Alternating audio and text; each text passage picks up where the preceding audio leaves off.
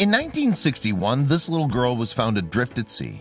Decades later, she revealed the heartbreaking truth.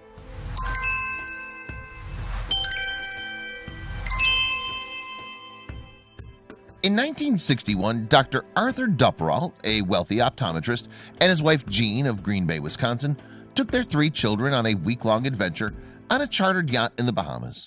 But what started as a dream vacation quickly became a nightmare as the boat's captain went on a bloody rampage that would leave only one survivor. The 60-foot boat, Bluebell, was captained by Julian Harvey, a 44-year-old former Air Force pilot and war hero with terrible financial problems. 4 days into the cruise, Harvey murdered his 34-year-old wife, Mary, for whom he'd taken out a life insurance policy just days prior to the voyage. Mary put up a fight against her enraged husband, thus attracting the attention of Dr. Dupperrault and his wife Jean. Harvey would have no choice but to murder them as well.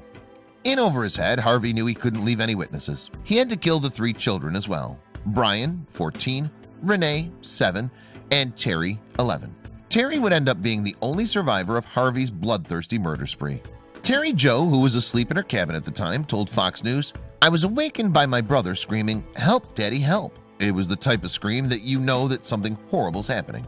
Terry Jo continued, "Later I heard screaming and stamping and I woke up and it went away. And I went upstairs to see what it was and I saw my mother and my brother laying on the floor and there was blood all over. I went up to the captain and he shoved me down.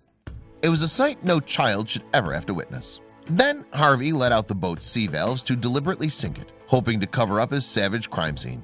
Waiting for the boat to shuttle, the crazed captain put young Terry Jo on a dinghy and handed her a line. He told her he'd be right back. Having the presence of mind of someone well beyond her years, Terry Jo suspected that Harvey was going to return with a murder weapon, and so she let go of the line and set herself adrift in the Atlantic. 11-year-old Terry floated on the dinghy for 3 whole days without food or water. She battled the boiling sun during the day and staved off hypothermia at night. 50 years later, she told the Today Show, "I was never frightened. I was an outdoors child and I loved the water. I had strong faith. I believed in God and I prayed for him to help me. And I just went with the flow."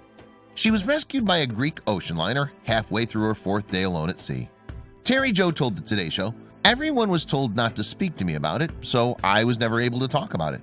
But in the 1980s, Terry Jo began telling her close friends about her traumatic experience at sea. Her friends encouraged her to seek therapy, which helped her process the cold-blooded death of her family. Almost 50 years after losing her family, Terry Jo has summoned the strength to share her experiences with the world. She's co-written a book called Alone, Orphaned Alone on the Ocean.